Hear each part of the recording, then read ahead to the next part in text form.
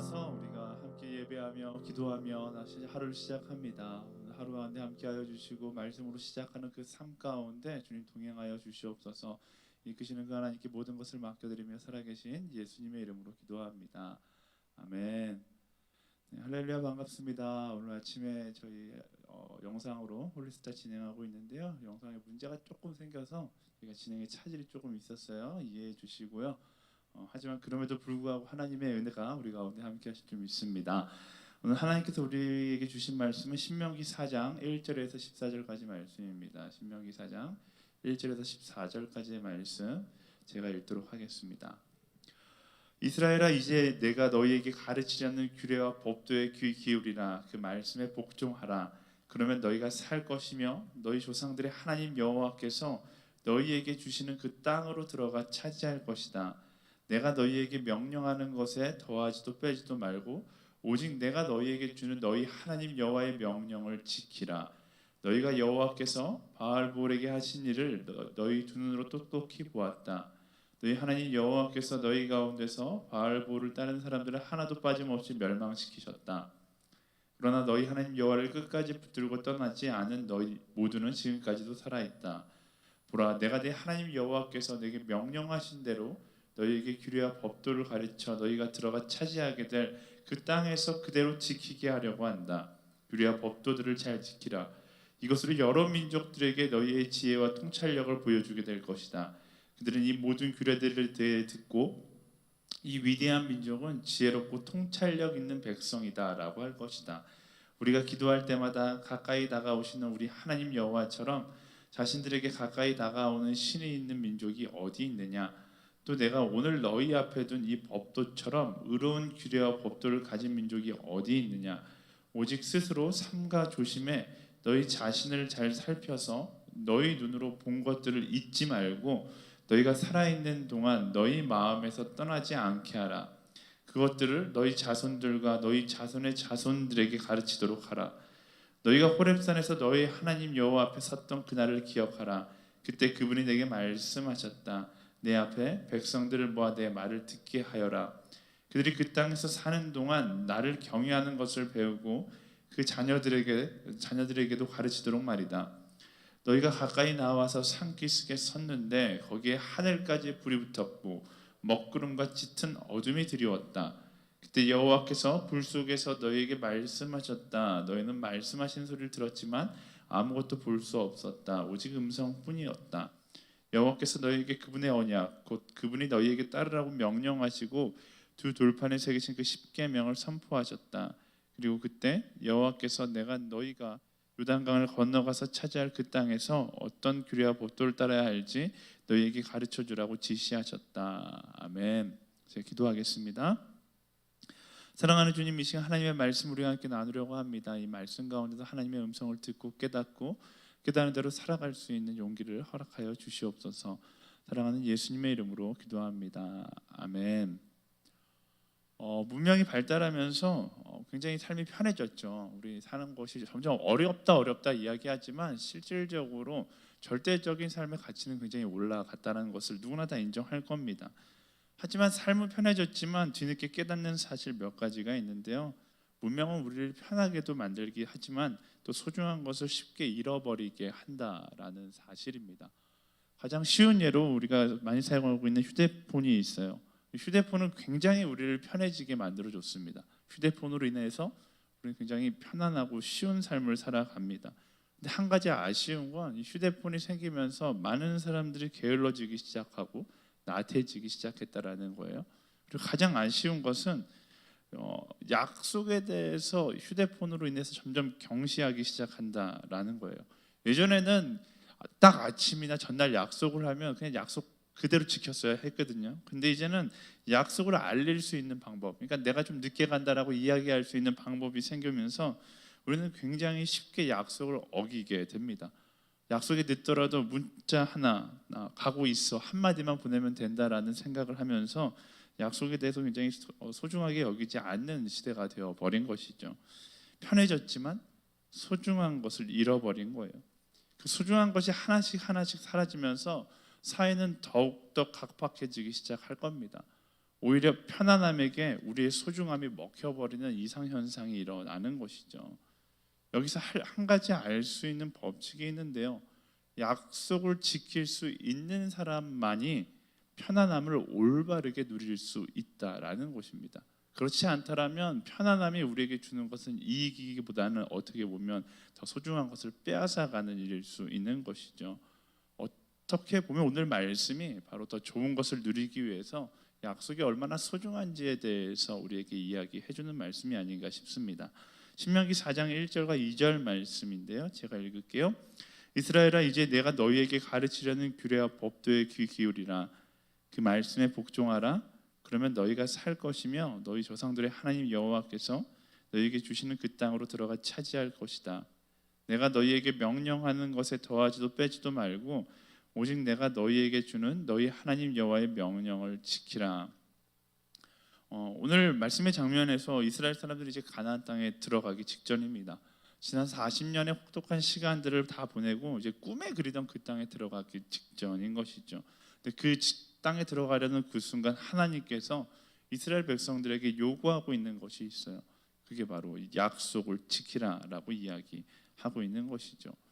하필 축제와 같은 이 장면에서 왜 하나님은 약속을 지킬 것에 대해서 이야기하고 계시는 것인가? 이스라엘의 입장에서 쉽게 이해할 수 없었을 것입니다. 하지만 하나님의 입장에서 너무나 당연한 것이죠. 왜냐하면 하나님은 알고 계시기 때문에 그래요. 약속을 지키지 않는 축복은 결국 이스라엘에게 축복이 아니라 저주가 될 것을 명확하게 알고 계신 것이죠. 하나님은 이미 그런 일들을 많이 경험하셨거든요. 최초의 창세기 3장에 일어난 사건을 봐도 그렇잖아요.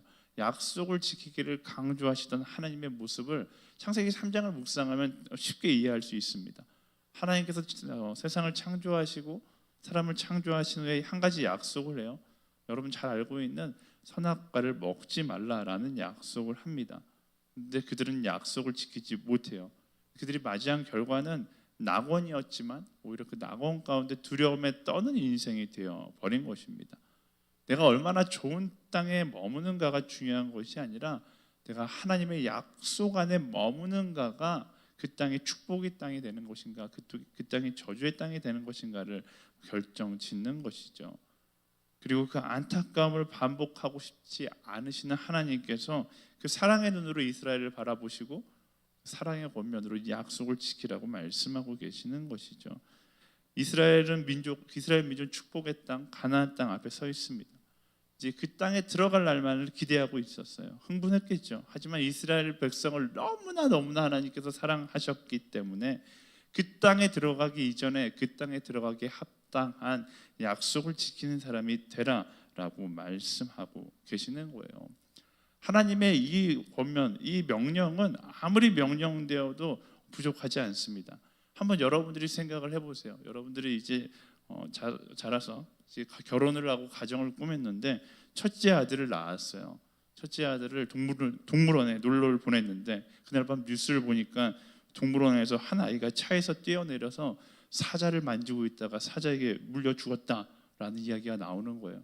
근데 그 자세히 보니까 그게 내 아이인 거예요. 그리고 둘째 아이를 낳았어요. 근데 둘째 아이가 동물원에 가겠다라고 이야기를 해요. 그럼 그 아이에게 뭐라고 이야기하겠어요? 절대로 차에서 내리지 말라고 약속을 지키라고 신신당부하겠죠. 하나님 아버지의 마음은 그런 마음이었을 겁니다.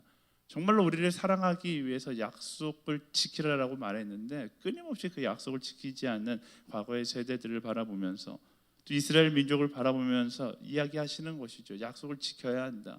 이건 어떤 하나님의 공포를 주장하시는 것이 아니라 축복을 누리기 위해서 하나님께서 이스라엘 민족에게 그 방법을 이야기해주고 계시는 것입니다.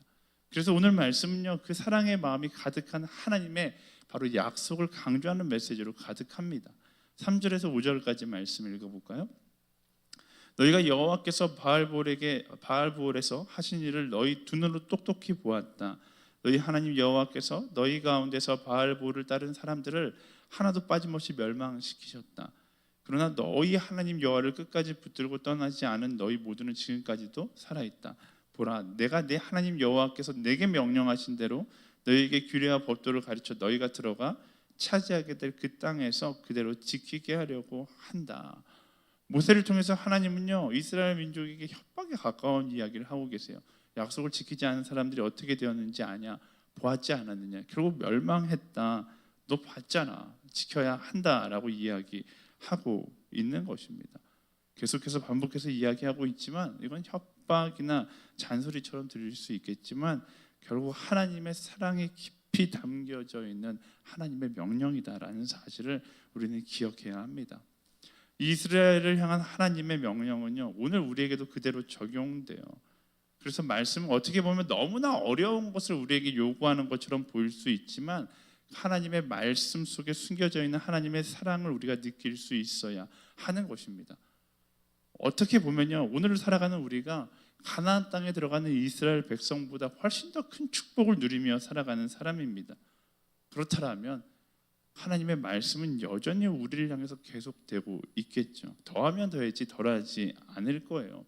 만약 우리가 말씀의 약속을 무시한 채 이 땅의 편안함만을 추구하며 산다라면 우리는 더 소중한 하나님의 사랑을 잃어버릴 수밖에 없다라는 사실을 기억해야 하는 것이죠. 그렇다면 하나님과의 약속을 지키기 위해서 우리가 해야 할 것은 무엇인가?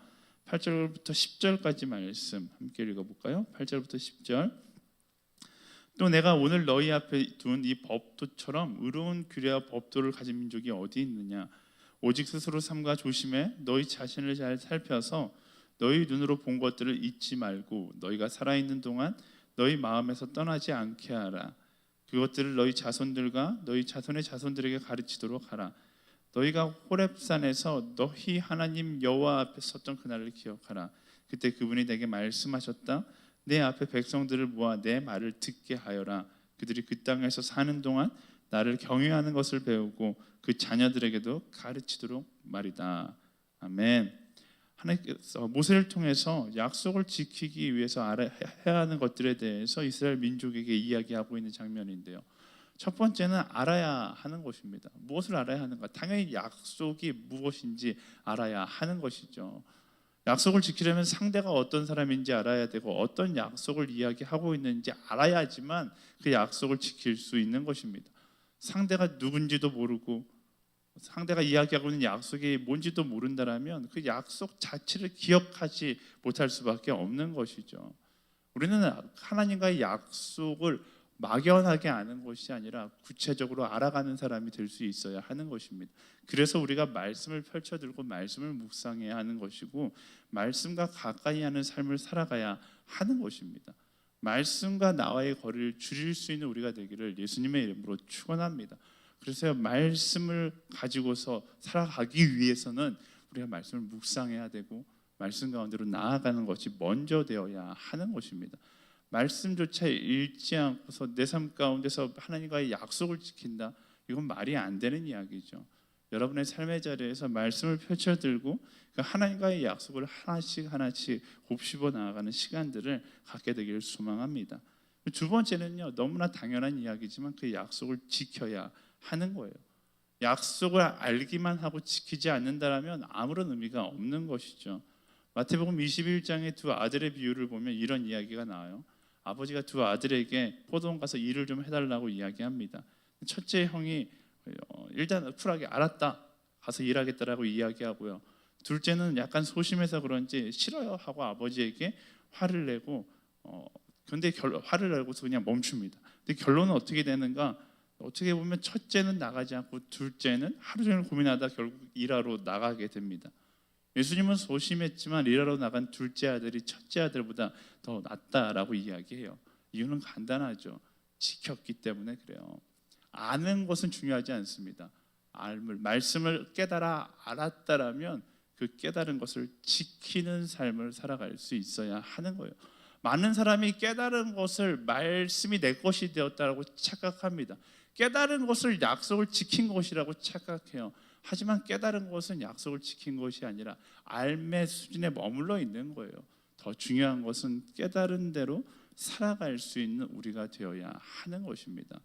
책을 처음 딱 읽었을 때 책을 깨달으면 우리가 하고 싶어하는 것들이 있어요. 하고 싶어하는 것은 자랑하고 내가 깨달았다라고 이야기하고 싶어요. 하지만 그 이야기하고 자랑하는 것보다 훨씬 더 중요한 것은 내가 깨달은 대로 살아가야 한다라는 것이죠. 여러분의 삶 가운데 말씀을 읽어 깨달아 알았다라면 그 말씀을 따라 살아갈 수 있는 우리 모두가 되기를 예수님의 이름으로 축원합니다. 그리고 세 번째는요, 말씀을 깨달아 알고 그것을 지켰다라면 그 다음부터 믿음을 가지고 살아갈 수 있어야 하는 거예요. 하나님의 은혜를 누리며 살아갈 수 있어야 하는 것입니다. 두려워하지 마세요. 우리가 말씀을 깨닫고 그 말씀을 따라 살아간다면 두려워하거나 걱정하는 것이 아니라 그분께 온전히 나의 결과를 맡겨드리고 하나님을 누리며 살아갈 수 있는 우리가 되어야 하는 것이죠. 그게 진정한 믿음인 거예요. 그냥 내가 하나님 믿습니다가 아니라 그 하나님을 믿는다라는 것은 말씀을 깨달아 알고 그 말씀을 따라 살아가는 사람이 내 마음 가운데 갖는 담대함을 가지고 살아가는 것, 그게 진정한 믿음인 것이죠. 믿음의 사람답게 세상 가운데 두려워하는 것이 아니라 말씀을 따라 살아감으로 담대할 수 있는 저와 여러분들 되기를 예수님의 이름으로 축원합니다. 저는요, 이런 담대한 그리스도인들이 많아져야 된다고 생각해요. 오늘 마지막으로 6절 말씀 한번 보실까요? 6절 말씀, 규례와 법도들을 잘 지키라. 이것으로 여러 민족들에게 너희의 지혜와 통찰력을 보여주게 될 것이다. 그들은 이 모든 규례들에 대해 듣고 이 위대한 민족은 지혜롭고 통찰력 있는 백성이다 라고 할 것이다. 아멘. 말씀은 이야기합니다. 이것으로 하나님과의 약속을 지킴으로 인해서 여러 민족에게 너희의 지혜와 통찰력을 보여주게 될 것이다 라고 이야기하는 것이죠. 그리고 더 나아가서 그것을 보고 듣고 사람들은 뭐라고 이야기한다는 거예요. 이 위대한 민족은 지혜롭고 통찰력 있는 백성이다 라고 칭찬하게 될 것이다 라고 이야기하고 있는 것입니다. 결국 크리스천은요, 세상 가운데 도전을 줄 수 있는 사람이 되어야 하는 거예요. 도전을 어떻게 주는가? 말로 주는 것이 아니라 내가 말씀을 깨달아 그 말씀을 따라 살아감으로 세상 가운데 도전을 주고 하나님의 살아계심을 증명하는 사람이 되어야 한다라는 것이죠. 많은 사람들이 크리스천이 욕먹는 것을 가지고서 원래 기독교는 핍박받는 종교야 라고 생각하기도 합니다. 하지만 어떻게 보면 그건 핑계가 될 수 있다는 생각이 들어요. 핍박이라는 건 먼저 전제가 있는데 내가 말씀을 따라 살아간다라는 전제가 있어야 하는 것이죠. 사랑하는 여러분, 여러분의 삶 가운데 얼마나 말씀을 따라 살아가고 있습니까? 오늘 하나님께서 준 축복 가운데 축복만 누리느라 내가 말씀을 따라 살아가야 한다라는 하나님과의 약속은 잊어버린 채 살아가고 있지는 않습니까? 오늘 이 말씀 앞에 서서 다시 한번 생각해보고 다시 한번 결단하는 하루가 되기를 소망합니다. 여러분의 삶 가운데 말씀을 묵상함으로 말씀을 깨닫고 깨닫는 데서 멈추는 것이 아니라 깨달음을 따라 살아가고 그 살아감으로 내 안에 하나님께서 부어주시는 그 담대함을 가지고 세상 가운데 전진할 수 있는 저와 여러분들 되기를 예수님의 이름으로 축원합니다. 그게 진짜 그리스도인의 참된 매력이겠죠. 말씀을 따라 살아가는 그런 한 사람 한 사람 되기를 예수님의 이름으로 축원합니다. 함께 말씀을 기억하면서 기도하기를 원하는데요, 하나님 말씀 앞에 설 수 있는 내가 되기를 소망합니다. 그리고 하나님과의 약속을 깨달아 지킬 수 있는 내가 되기를 소망합니다. 내가 담대하게 원하는데요, 하나님 그냥 담대하기를 강구하는 인생이 되기보다 먼저 말씀 앞에 서서 말씀대로 살아가기 위하여 몸부림치는 한 사람의 인생으로 먼저 살아가기를 소망합니다. 그런 그리스도인의 삶을 살아갈 수 있는 우리가 되게 하여 주시옵소서. 하나님과의 약속을 기억하며 그 약속을 따라 살아가기로 결단하는 우리가 되게 하여 주시옵소서. 우리 함께 말씀을 기억하며 기도하며 나아갈까요? 기도하겠습니다. 하나님, 그렇습니다. 하나님, 이스라엘 백성들을 향하여 약속을 지키기를, 하나님과의 언약을 지키기를 말씀하셨던 것처럼 오늘도 우리를 향하여 그 말씀을 따라 살아가기를 소망하신 하나님의 마음을 우리가 깨달아봤습니다. 말씀 대신 예수 그리스도를 따라 살아가기를 원하시는 하나님의 마음을 깨달아 알았습니다. 하지만 하나님, 우리가 아는 곳에서 멈추는 것이 아니라 아버지가 깨달음을 따라 살아갈 수 있는 우리가 되게 하여 주시옵소서.